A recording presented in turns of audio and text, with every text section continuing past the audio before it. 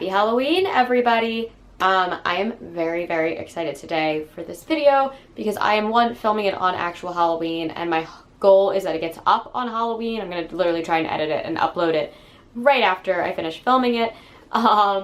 But hopefully everything goes well with my editing software and we don't have any kinks and doesn't end up like a day later. But yes, I am very, very excited. It is my favorite day of the year, and I thought it would be fun to do a little kind of spookier video than normal. And I want to talk about books that have actually scared me. And I know that sounds really weird because this is like a horror channel and like, maybe like all books should be scary because I read them and they're horror and that's the point. But most books don't actually scare me in the horror genre. Most movies scare me, like tension and sound and jump scares and visuals really, really unnerve me. But books, a lot of times I have concepts that disturb me or put me like in kind of like a weird mental haze and stuff, or make me really think deeper about certain topics that might be in essence horrifying. But it's really hard for me to find a book that actually legitimately scares me the way that some of my favorite horror movies do. And I really wanted to come up with a list, like a solid list for this video. But the more I thought about it, the more I realized that I can't actually do that. I really only have 3 books that I can talk about that I feel truly terrified me for a bunch of different reasons, and I'm going to go through all of those. And for a lot of these books, it was really only one scene or one central concept of the book that really unsettled me, that really kept me awake at night or kept me thinking for days afterwards. And beyond that, as a kid, I definitely got scared by books a hell of a lot more easily. I think one of the first books that ever scared me was The Chamber of Secrets, Harry Potter and the Chamber of Secrets. I'm absolutely terrified of spiders. Spiders creep me the hell out, and reading as a kid the Aragog chapter where he's just in that forest with just so many spiders, and there's one just ginormous spider. I just remember being like, oh my god, I can't do this. And then 11-year-old me, 12-year-old me saw the film version of it, and it was even scarier because obviously it's real and you see these ginormous spiders on a big screen, and I was done. But I remember being really fascinated by the fact that a book scared me the way a movie did. And then several years went by and I read And Then There Were None by Agatha Christie. And there is a scene with the judge in the dead middle of the book that I thought was so horrific in description. Looking back on it now, it's scary, but I don't think it would have had the effect on me that it did when I was 13 or 14 years old. And then finding out how that story ends too just makes it even more creepy. And it didn't help that as I was reading that scene, I was alone in a house and I was super tense and I was just plowing through this book, and my cat at the time jumped on me and it scared the death out of me. And I just remember being like, oh my god. And once again just had this moment of that scene and my cat jumping out as if it was a real jump scare, just absolutely crushing me. And I was so scared to be in that house alone. But since then I have read just way more books. I don't even know how many books I've read, hundreds at this point. Many focusing in the horror genre. And as I was going through the books that I wanted to talk about, I hit some great books with eerie scenes or shocking scenes. Paul Tremblay and like Thomas Harris, they popped up a couple times in my mind when I was thinking about this, but nothing really solidified the fear that I have felt with these other 3 novels. So I thought it would be a little cheap and a little crass if I was to sit here and talk about novels that I could put on a list as these books actually scared me, when in reality they didn't. They just had a shocking scene or a shocking moment. So I'm going to talk today about 3 books that absolutely, genuinely terrified me, and I'm going to talk about why they scared me, how those effects happen, and by the end of the book, or by the end of this video, you will see what they all have in common, because it's pretty obvious. I have spoken about this on my channel before, so I'm just going to go right ahead and talk about it. Again, as always. Different reasons this time, though. If you've been on my channel pretty much ever, you know that it is my favorite novel of all time. I have my little Pennywise tattoo. I adore it. I think it's brilliant. I think it's massive, but so worth the read, and I think there's just so much in here that is incredible. And I've spoken many, many times on my channel about how Patrick Hockstetter chapters I think are the most disturbing thing I've ever read in a book. I think that they are the most unnerving and upsetting part of this book. However, that is not the scene that scared me. There are two scenes that I found absolutely terrifying in this book, to the point that after reading each scene, I put the book down for a while. And they are actually the first two chapters. And if you have seen the recent films, they are also the opening scenes of the first two films. I think they are very, very effective scenes. I think they are very terrifying. And I think what makes the scenes so scary is the attack on innocence, and then the attack on people for just being who they are. And they're both things that can happen in real life, and they're both things that when you read about them, they're very uncomfortable for many, many, many different reasons, and it's very shocking, and it's something that you don't necessarily think will happen. So if you have not read it, these aren't really spoilers because, again, it's the opening chapters, and the first chapter is probably the most famous, and that is the murder of Georgie. So if you have seen the films, I think the films do a really great job of this, but the scene is fairly simple. Georgie Denborough goes with his little paper boat, and he is having it float in the gutters in the rainwater back in 1957, and the boat falls into a drain, upon which he meets Pennywise, who is sitting in the drain, and then, of course, Pennywise does famously attack Georgie. I remember reading that book and just, like, I think I knew it was coming, and I just didn't know really how to process it. This is before, I started reading this book before the films came out, so I hadn't seen the films yet, but I knew enough of it that the scene had become famous enough that I could figure out what was happening. But I just remember being so, like, shocked at the fact that, like, Stephen King actually went there.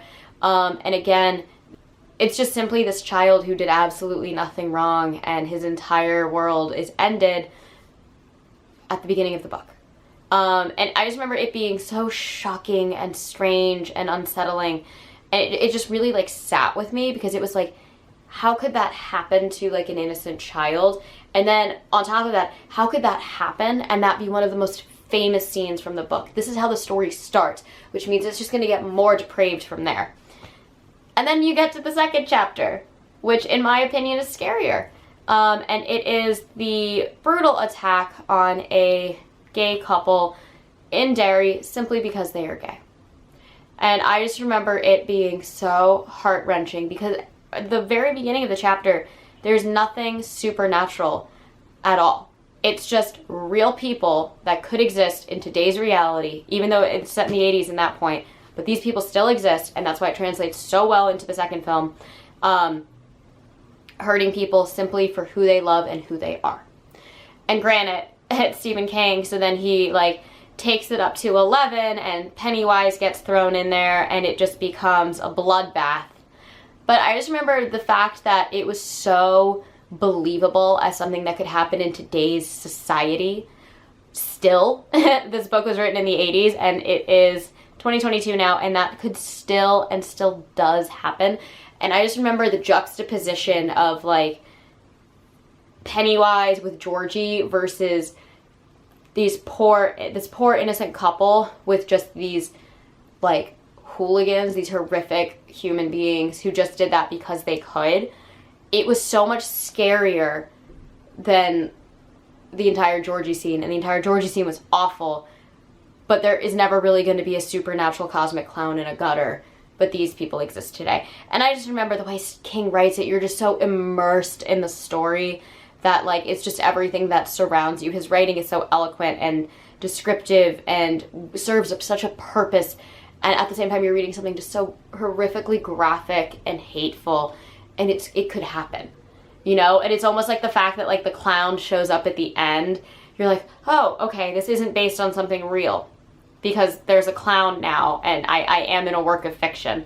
But you really, really lose yourself with that. And I think this idea of, like, the release and the relief that you get when the supernatural entity comes in is kind of a running thing with it. Again, the Patrick Hockstetter chapters, the the end of Patrick Hockstetter's storyline is really interesting because it is this person could actually exist, but then the clown comes in, so it's like, oh, but this is a work of fiction. I have to remember this is a work of fiction, you know? But it's books like that where something that could happen in reality comes forth that makes it so terrifying, which is why my second book is Misery.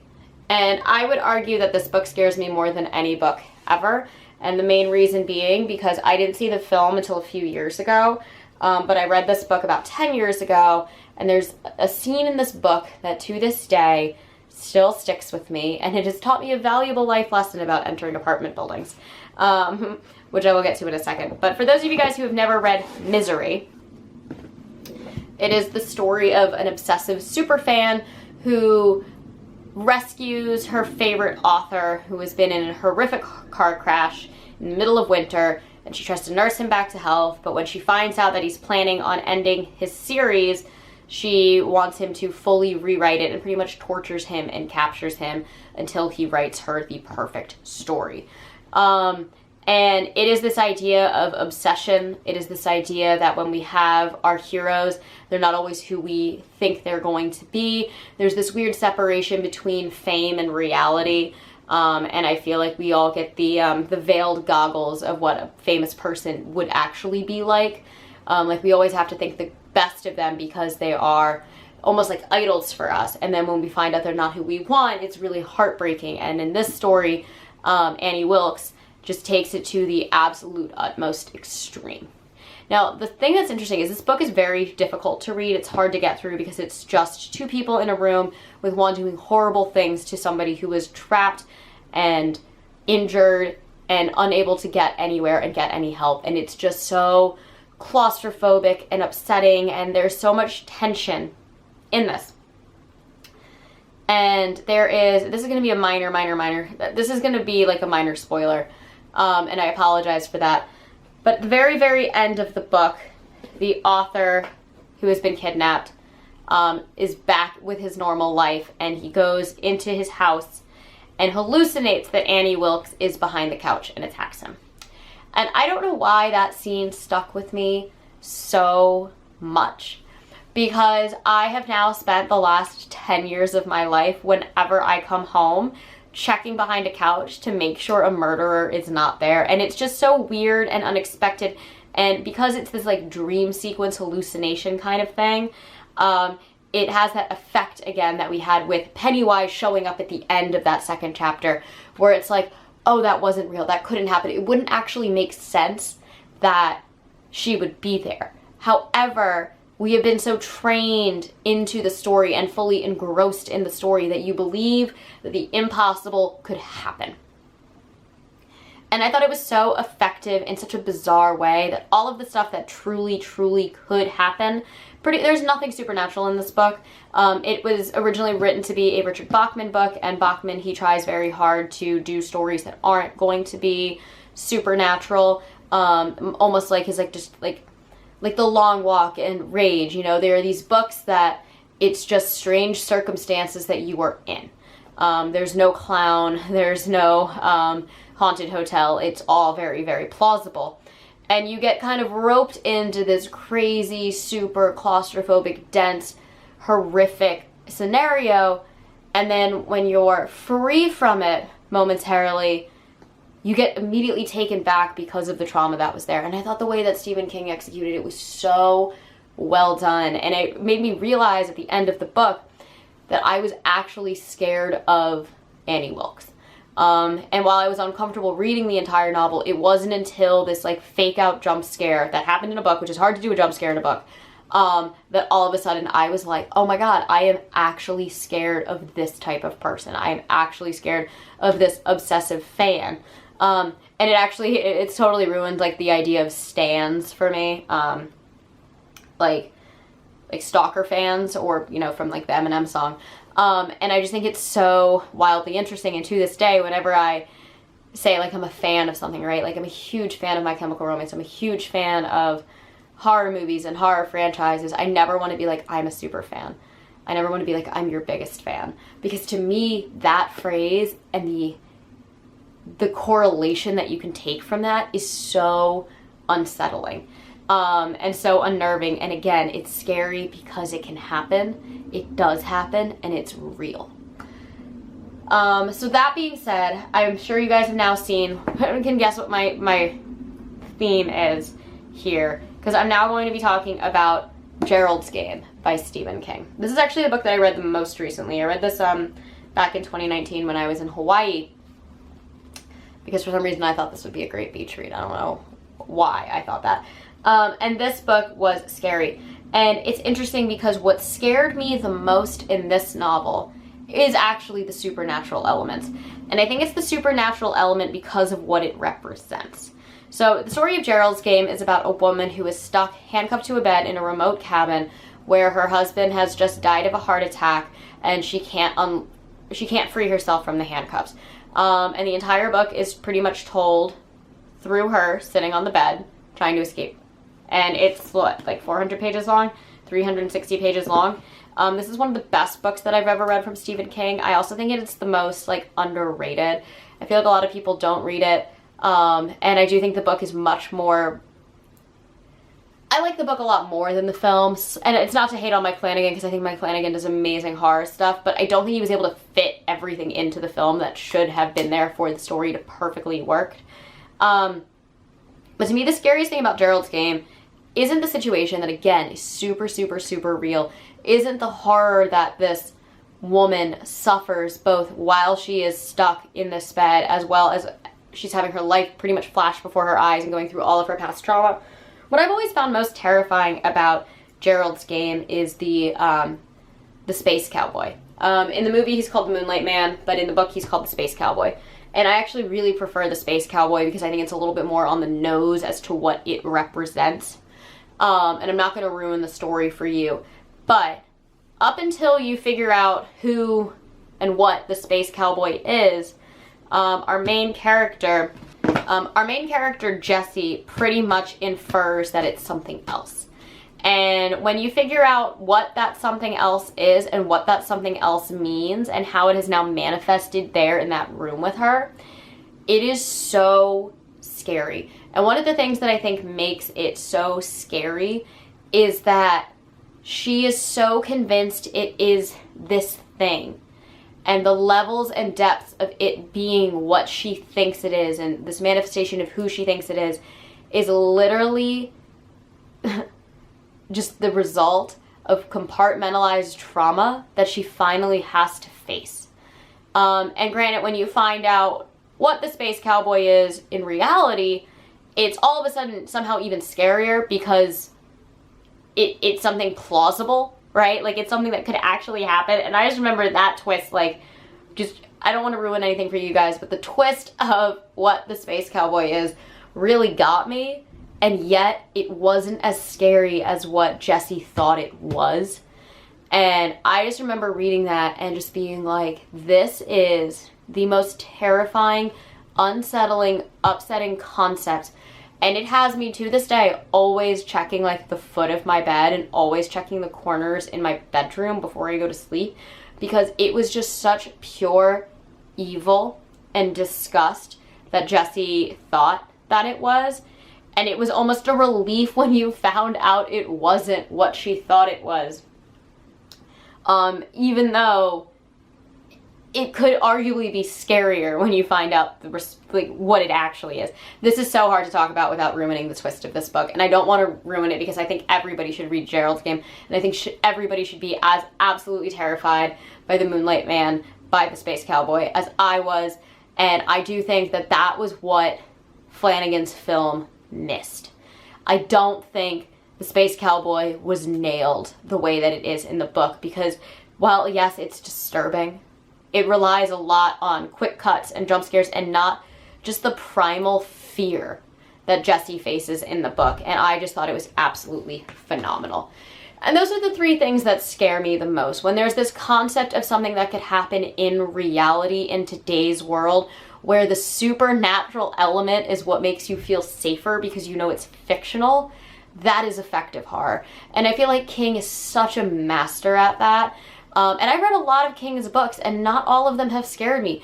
I know The Shining is supposed to be terrifying, but I've never felt super unnerved in The Shining. It's an amazing, amazing book, but it didn't touch me the way that these books did. And the same with things like Dr. Sleep or Salem's Lot, which is one of my top 4 favorite Stephen King books of all time. For reference, these are my top 3 Stephen King books of all time because they did effectively scare the crap out of me, and they did so in ways that I was not prepared for. And I feel like that's why a lot of people think Pet Sematary is the scariest novel they've ever read. But I also feel like if you're a parent, Pet Sematary all of a sudden is such... It's just so much more effective than if you were not. I think I read Pet Sematary too young. I was like 21 when I read Pet Sematary. I feel like if I had read Pet Sematary like maybe in 10 years, even though I don't really plan on having kids, but I think I would get even more fear out of it. I understand why Pet Sematary is really terrifying to some people. It was not to me, though the concepts are horrific. That being said, Gerald's Game, especially from a feminist point of view, I think is just sheer terror, especially with the space cowboy. Misery, the fact that it is so plausible, especially in today's world where everybody has access to everybody, and obviously It, where things that were issues in the 80s are still extremely prominent and problematic issues that we are still facing today. So yes, the coupling of horror in reality veiled by the supernatural to remind the reader that it is fiction, I think is the most compelling and most terrifying moments in horror, and I think Stephen King is an absolute master at that, and that is why he is the king of horror today. Anyways, I hope you all have an amazing Halloween. This is all that I have for you guys today. As always, I post every Monday and Thursday, sometimes on Saturdays, and if you enjoy these videos, please hit the like and subscribe buttons down below, and I will catch you on the next one. Mwah!